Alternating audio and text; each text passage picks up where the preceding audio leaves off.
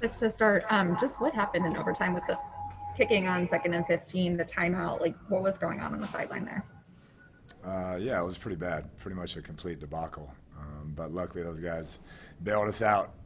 I got conservative and went for the field goal, and then we did not execute our center left play, get our quarterback blown up, and then we are about to get a delay a game and have to take a timeout, kind of freeze our own kicker. So it was about as bad of a coaching job as possible by me, but our guys kept fighting, kept believing, and found a way to get it done. So. Hey, Cliff, kind of in the same vein, the 4th and 3 call. Any regrets, especially at that point, and obviously with everything, how everything went forward, leaving those points on Yeah, the not at field all. when they Not at became all. so critically. That's the leading scoring team in the NFL with arguably the MVP of the season so far. So you're not going to beat that team with field goals. And we like the play call, just didn't get it done. And so I would do it 10 out of 10 times. Next three will go Craig, Kevin, Sierra. Do we have any positive questions? Yeah. Negative ones out of the way. I got one for you, Coach. Nice. What does an overtime win like this do for you guys heading into the bye week? I mean, it's. I'm just excited that these guys can celebrate.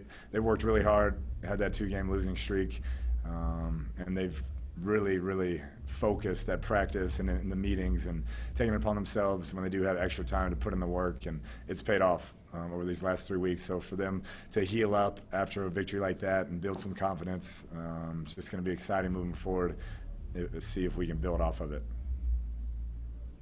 Hey, Cliff, just wondering what you saw out of Kyler's game, and was that a growing point for him as far as just his career? I thought it was phenomenal.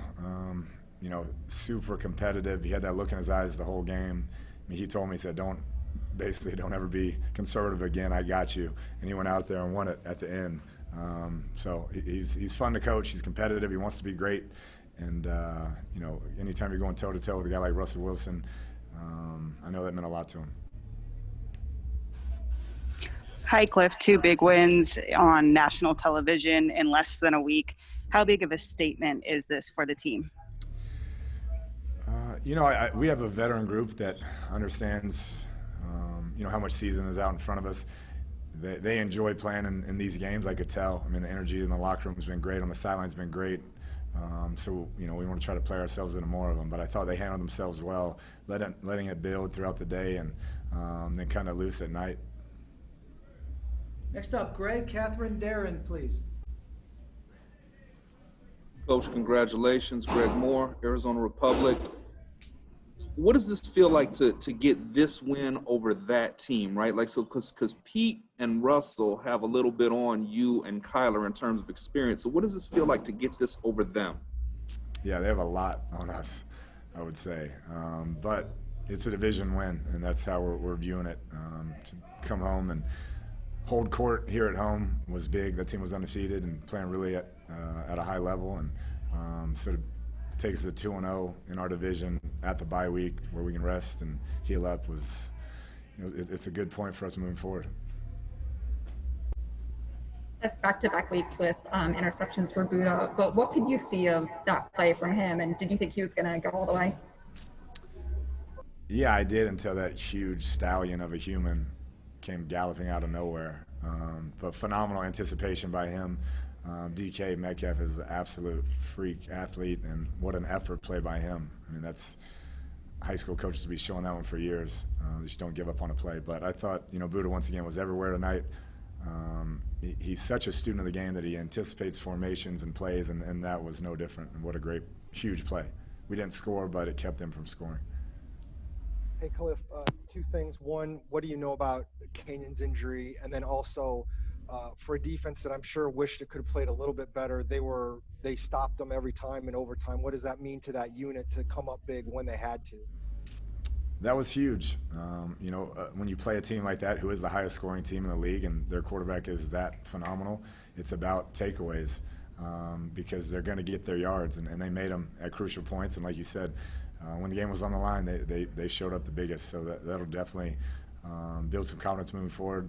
And there's a lot to clean up in all 3 phases. But everybody pulled together in overtime and found a way. We'll wrap it up with Nick, Tressa, and Kent, please.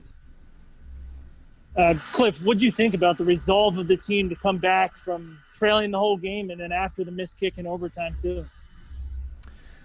It was tremendous. It's what I've seen for the last 2 years. These guys fight, regardless of score, regardless of win-loss record. They play their tails off. That's a credit to the leadership in that locker room. Hey, Coach, congratulations on the win. Two-part question. One, what about that big play from Isaiah Simmons and making a big league play as a rookie? And then two, what are your plans now for the bye week? Couldn't be happier for Isaiah.